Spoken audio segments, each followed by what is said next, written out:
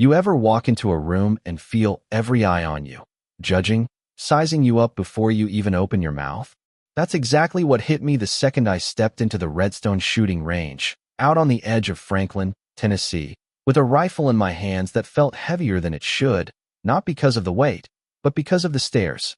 I'm Sarah Bennett, 36, single mom to my 15-year-old daughter, Emma, just trying to carve out a new life after leaving behind a past I didn't want to talk about anymore.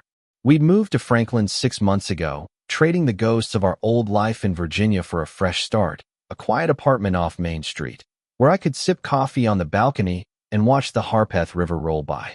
I took a job as a receptionist at Willow Creek Middle School, nothing glamorous, but it paid the bills and let me be home for Emma.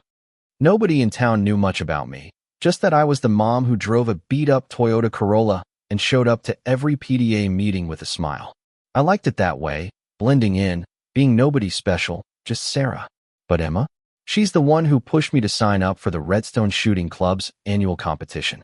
"Mom, you used to love shooting," she'd said one night, sprawled on the couch, surrounded by moving boxes we still hadn't unpacked. "Why'd you stop? You're good at it." She didn't know the half of it. Didn't know why I'd tucked that part of me away like an old photo you're scared to look at too long. So, I caved, paid the $50 entry fee online, told myself I'd just watch, maybe shoot a little for fun. Redstone's website made it sound like the place to be, all sleek lanes, a fancy pro shop, even a bar where folks swapped stories over whiskey. But the second I walked in, I knew I'd stepped into a lion's den. The parking lot was packed with F-150s and Jeeps, guys in tactical vests unloading gear, throwing me side-eye as I walked by with my Starbucks cup, jeans, and a plain flannel shirt. At the sign-in table, a guy named Travis, big dude, probably 40, with a championship patch stitched onto his vest, smirked when I checked the competitor box. "You sure you're not here for the ladies' brunch on Tuesday, darling?" he said, loud enough for his buddy to snort. "Just here to shoot," I said, keeping my voice steady, but inside, my stomach twisted. I wasn't just some soccer mom trying to play tough, but they didn't know that, and they didn't care. The range was a man's world, no question. Guys swapping hunting stories, clinking coffee mugs, laughing about their latest trip to the Smoky Mountains.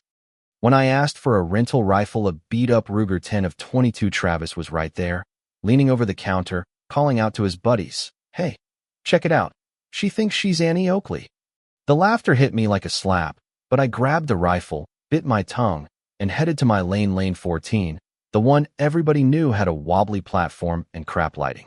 The range manager, a guy named Hank with a "Don't Mess with Tennessee" tattoo, barely looked at me when he handed me the lane number, muttering something about diversity quotas to his assistant, who chuckled like it was the funniest thing he'd heard all week.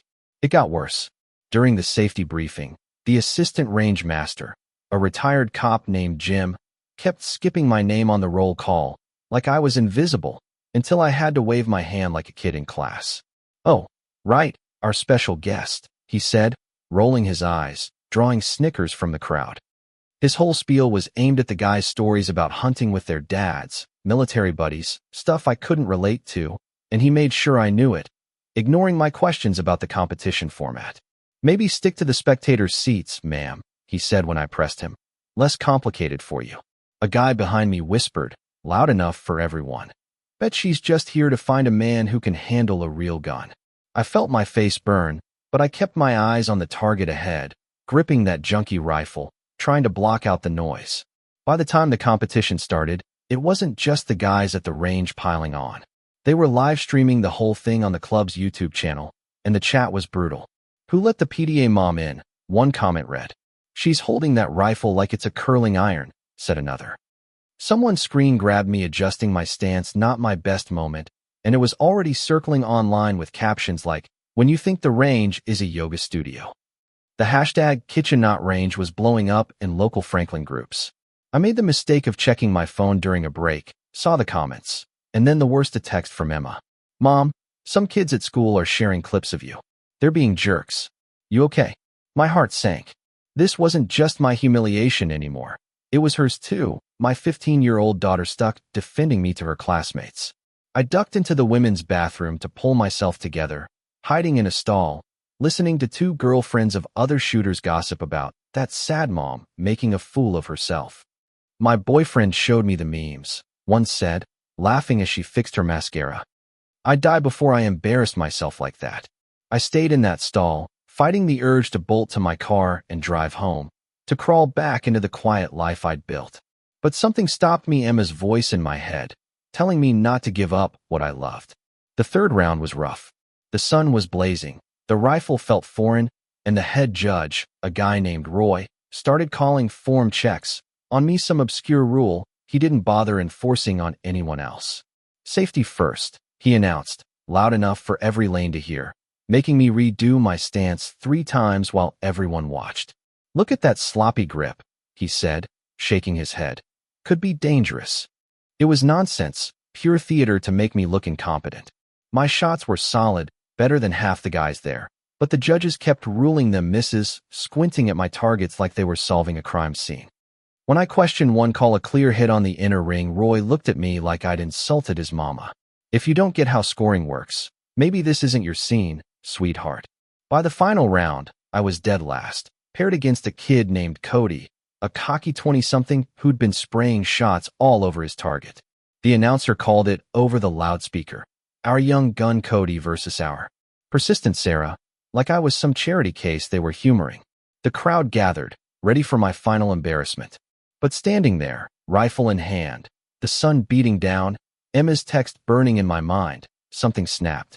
I was done shrinking, done pretending I was less than I was. I closed my eyes, and for a second, I wasn't in Tennessee anymore. I was back in Iraq, belly down in the sand, my spotter's voice in my ear, winds at 5 knots, just 1 click right. My fingers brushed the silver ring on my hand, a gift from my unit after I'd taken out 3 hostiles from a mile out, saving our convoy in Mosul. The inscription read, "When it counts." I hadn't worn that ring to show off. It was a reminder of who I'd been. When I opened my eyes, the jeers faded, the crowd blurred. I shifted my stance, not the awkward one I'd been faking, but the one drilled into me over 2 tours as a Marine sniper. My breathing slowed, steady, like I was back in my hide. 4 counts in, hold, 4 counts out. The rifle wasn't a stranger anymore. It was part of me. I fired bullseye, dead center. Fired again, another perfect hit, tearing through the first. By the 3rd shot, the range went quiet. By the 5th, guys were leaving their lanes to watch, beers forgotten in their hands. By the 10th, I'd punched a single hole through the target's heart, a shot most of these guys could only dream of. The silence was deafening, broken only by a hawk screaming somewhere in the distance. I lowered the rifle, turned to face the crowd. Jaws dropped, eyes wide, like they'd just seen a ghost. Hank, the range manager, was flipping through my registration like it held the secrets of the universe. The club president, a guy named Walter with a flashy Patek Philippe watch, stood there, mouth open, looking like he'd swallowed his own ego.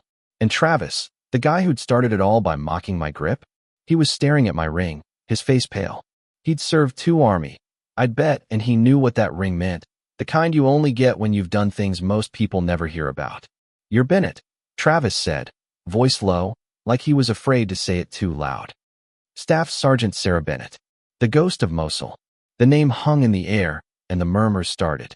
Ghost of Mosul, that's what they'd called me after that convoy save. 3 shots that turned a bloodbath into a victory.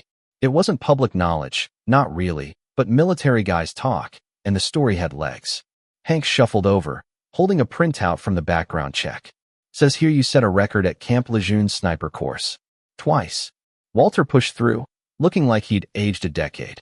"Why didn't you say anything?" he stammered. I just stared at him, let the question hang. Why should I have had to? Why should I need a resume to get basic respect? The judges scurried to review my earlier scores, and surprise, they'd miscounted. By the end, I was 2nd overall, but I didn't care about the leaderboard. I wasn't there for a trophy. I was there because Emma was right. I couldn't keep hiding who I was. The online hate flipped fast. The kitchen not range crowd vanished, replaced by posts digging up old articles about the Ghost of Mosul, speculating if I was her. Emma sent me a screenshot of her classmates now calling me a badass, which made me laugh despite everything. 3 months later, I was back at Redstone, not as a competitor, but running a youth program I'd pushed for free training for kids who'd never get a shot otherwise. Half the group was girls, including Travis's niece, who had the steadiest hands I'd seen in a beginner. Emma was there too, helping with gear, beaming like she'd won the lottery. The range didn't feel like a boys' club anymore, not entirely.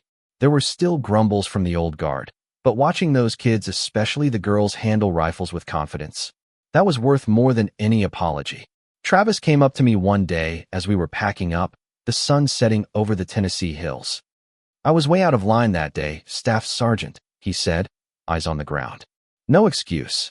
I didn't let him off easy. "You made it personal," I said, "and it hit my kid too." He nodded, took it like a soldier. "If you need help with the program, I'm in. No one should feel like they don't belong here."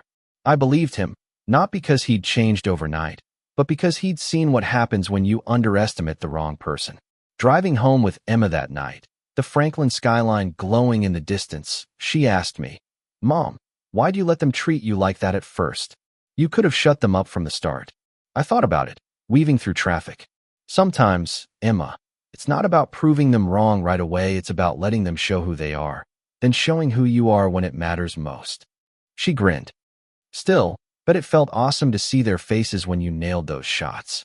I laughed, pulling into our apartment lot. "Yeah, kid, that part wasn't bad. So what would you have done? Would you have fired back early, shown your cards, or waited for that one moment to flip the script?"